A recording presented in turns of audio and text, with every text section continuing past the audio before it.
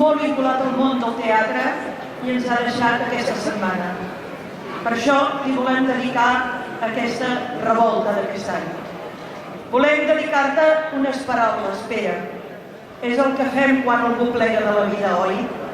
I ho fem amb sentiments trencats que cada hora que passa els costa de refer-se. No volem plorar. No volem fer un paper que no ens agrada.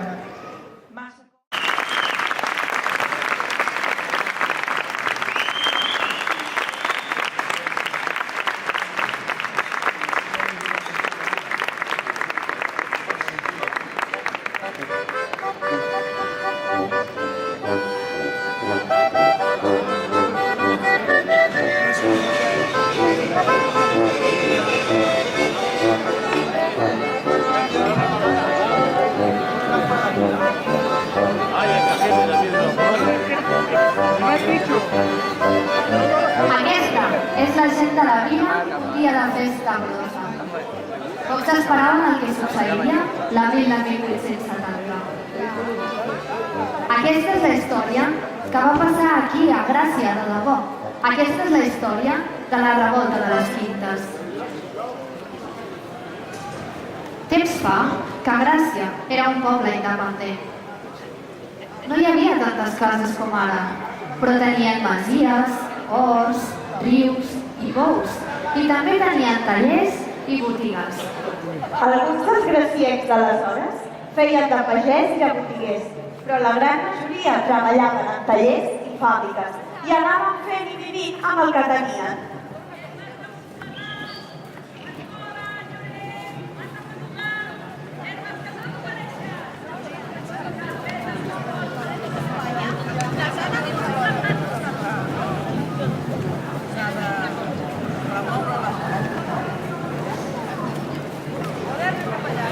Però el govern d'Espanya de tant en tant feia una rifa entre tots els nois per veure a qui li tocava anar a fer de soldat. I això no era gens bo, perquè quan anaves a l'exèrcit no podien guanyar diners. Per tant, no podien mantenir a les famílies, o el que era pitjor, podien morir a la guerra. Però heu de saber que hi havia una manera de salvar-se si et tocava ser soldat a la rifa. Quina? Doncs pagant molts diners. I com sempre, els que se salvaven eren els fills dels que tenien més, els més rics, i els que no tenien diners, apa, a la guerra.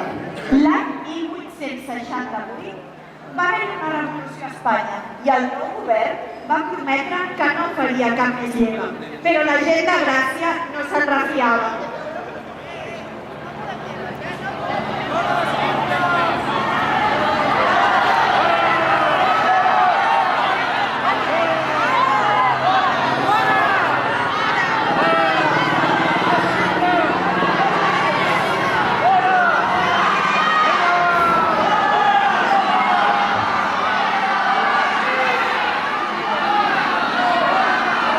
Graciencs i gracienques, el poble no vol que les Quintes tornin a robar les llàgrimes de les famílies.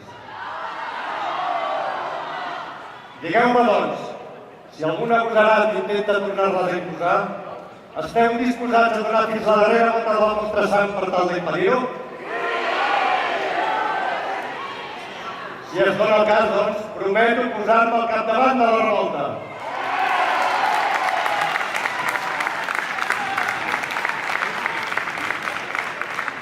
Aquest senyor que ha parlat des del balcó és Francesc d'Erri Alió, un republicà convençut, que regentava una botiga aquí al costat, al carrer de Sant Domènec. Ell tampoc es creia el que havia promès el govern d'Espanya, que no faria cap més sorteig de lleves. I ves per on tenia raó. El dilluns 4 d'abril de 1870, la gent de Gràcia va saber que estava a punt de fer un sorteig i això els va enfadar moltíssim. Les dones van ser les primeres a revolucionar-se.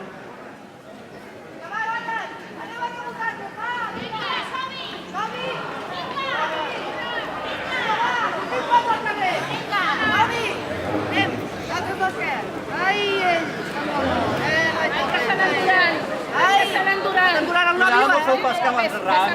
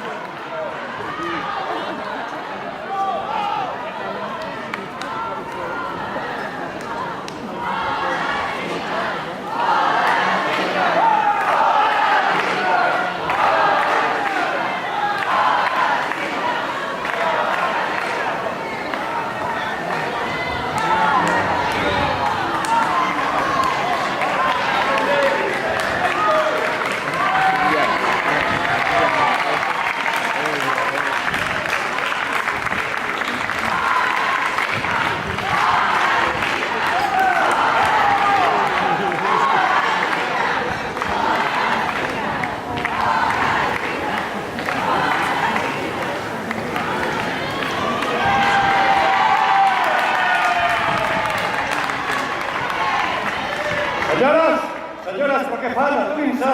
No cremin els papers de l'Ajuntament! Parlem-ne, senyores, però aturin-se! No poden cremar els papers de l'Ajuntament!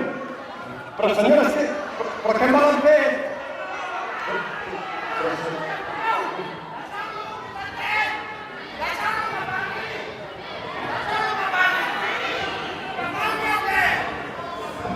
Atenció! La Vila de Gràcia no vol més lleves. Hem d'impedir les lleves si cal amb la nostra sang. Toquem el sometent! Voleu que em posi al capdavant de la revolta? Sí! D'acord, doncs tots els que estiguin disposats a lluitar, que es presentin armats a l'arbre de la llibertat de la plaça del Sol.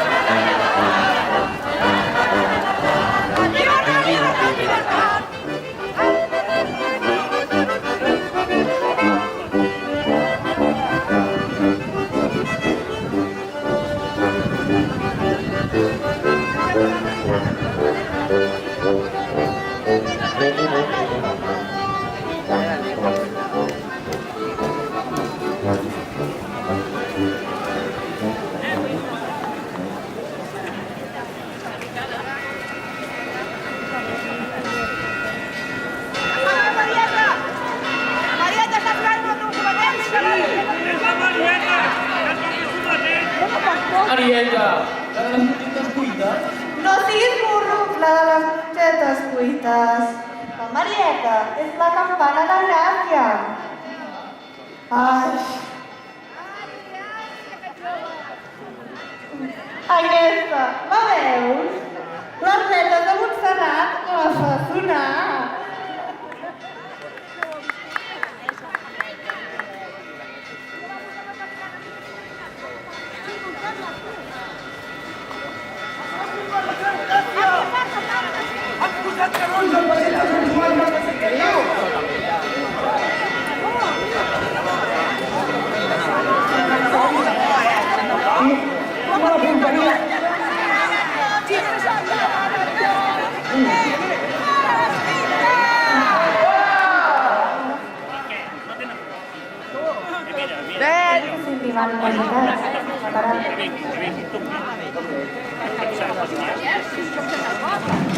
Ven!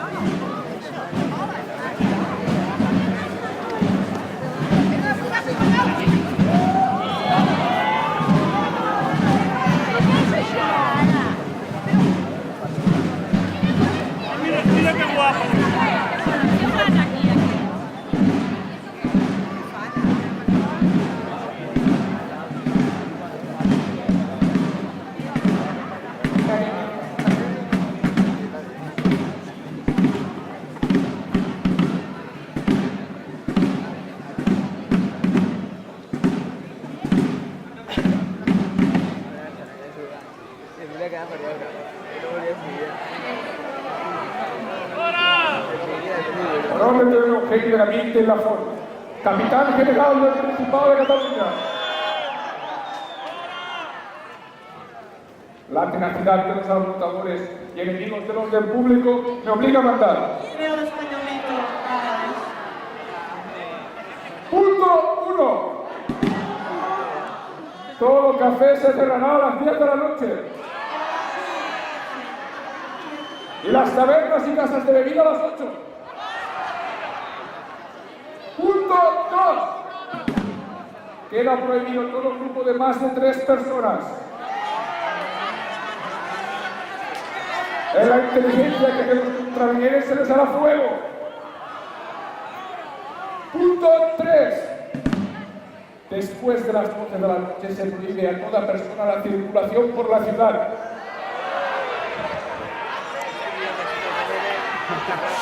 A no ser que se justifique por algo, sea la gente de la autoridad o la necesidad de su salida. Punto 4.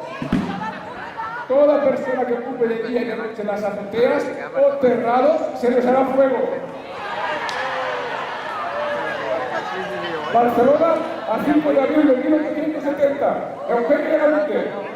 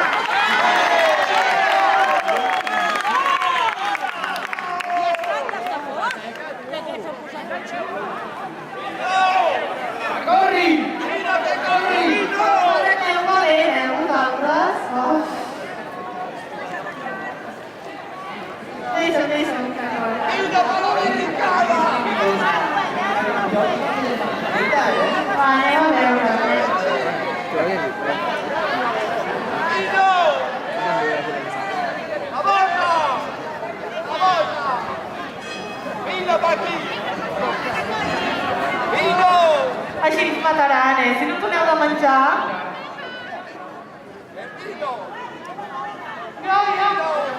Agafa forces. ¡El vino! ¡El vino!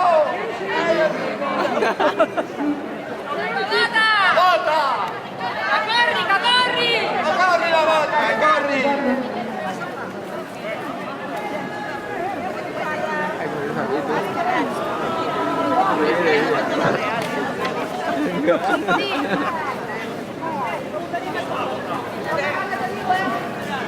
Ahora que estoy preparada,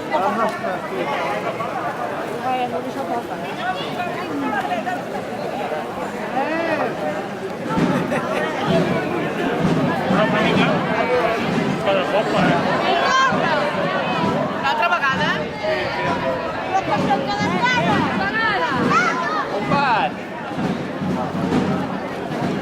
Però la barra la tornar?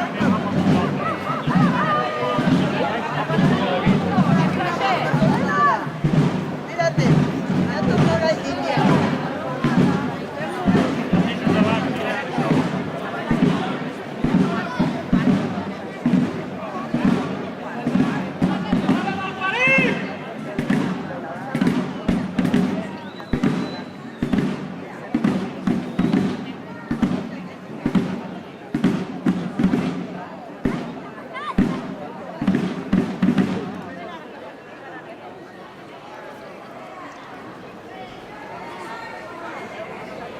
orden de Eugenio Gramín de Lafont, capitán general del Principado de Cataluña.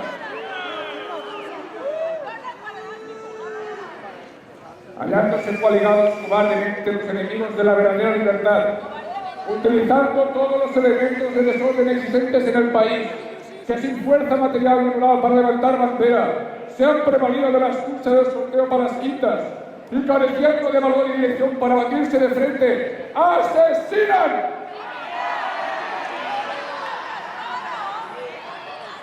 Asesinan impunemente desde los balcones y azoteas a los oficiales y soldados que en cumplimiento de sus deberes para el sostenimiento de las leyes acuden a sus respectivos puntos militares y siendo esto impropio de un pueblo civilizado, solo posible por la indiferencia de los unos y apatía de los otros, para el restablecimiento del orden y del trabajo tan necesario a esta industriosa capital y su comarca, he resuelto. Punto 1. Que en el término de 6 horas, después de publicar este mando, quede constituida una junta en cada barrio, ya sea bajo la presidencia de su alcalde o la de cualquier otra persona del mismo, que los vecinos tengan por conveniente elegir, dándome cuenta inmediatamente de quienes la constituyen y su residencia. Punto 2. Estas juntas procederán sin temor a recoger todas las armas de fuego que se hallen en las casas de los respectivos vecinos del barrio, quedando autorizados para practicar los registros y reconocimientos que consideren necesarios, reservándolas devolverlas a quien cree oportuno. Tendrá la Junta obligación de reducir la prisión y entregar a mi autoridad todos aquellos que resistan sus mandatos. Punto 3. Las mismas juntas vigilarán bajo su más estrecha responsabilidad por la tranquilidad y orden de su barrio, denunciando y reduciendo a prisión a todos aquellos que en su concepto sean un obstáculo para los fines indicados en el artículo anterior. Punto 4. Transcurridas 14 horas desde la publicación de este bando, en el barrio en que no se haya hecho entrega de las armas y continúen disparos de ellas u otra cualquiera hostilidad ofensiva a la tropa, procederá esta contra dicha localidad con todo rigor. Punto 5.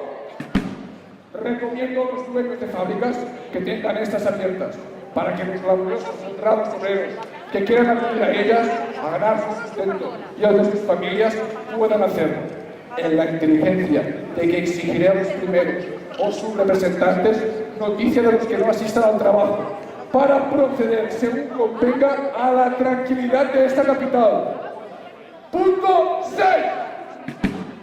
Para todos los efectos de este bando podrán dichas juntas contar con el decidido apoyo de las tropas. Barcelona, 7 de abril de 1870. Eugenio de Gramín.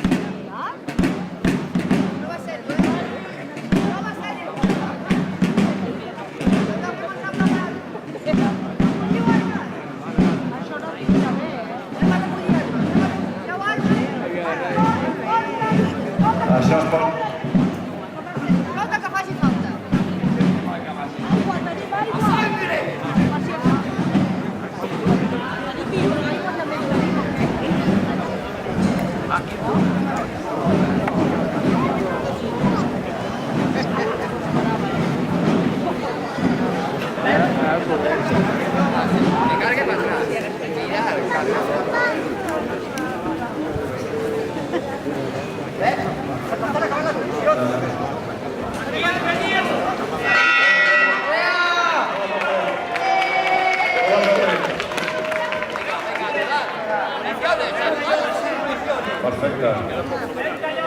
Benvingudes.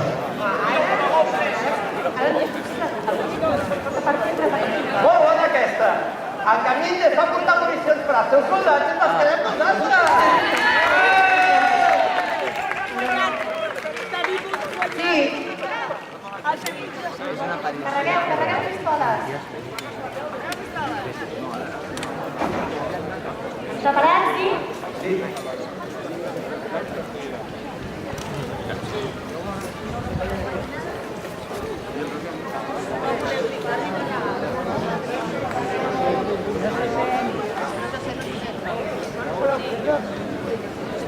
A les 4 de la matinada del 9 d'abril de 1870 s'intensificà el foc.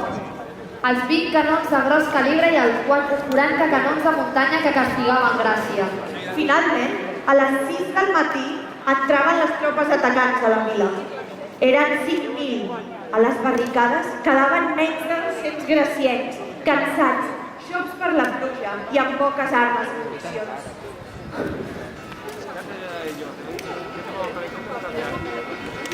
Que vinguin, la campana està tocant, eh?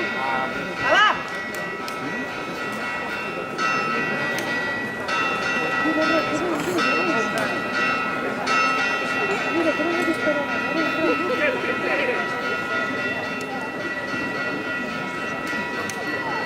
Estan cagats, que no entren! La gent de no te pot entrar.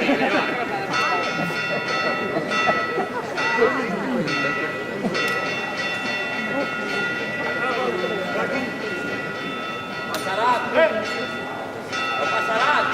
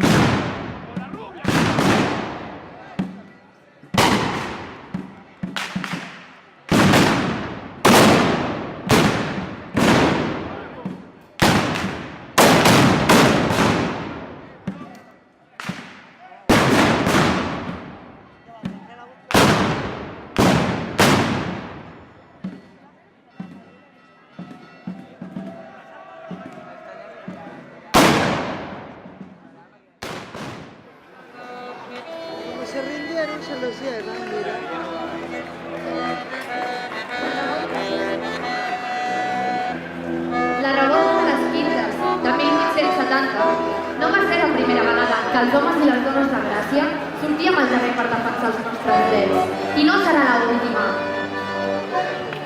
Tant de bo mai més cap governant prometi una cosa i faci la contrària, com va passar l'abril de 1870.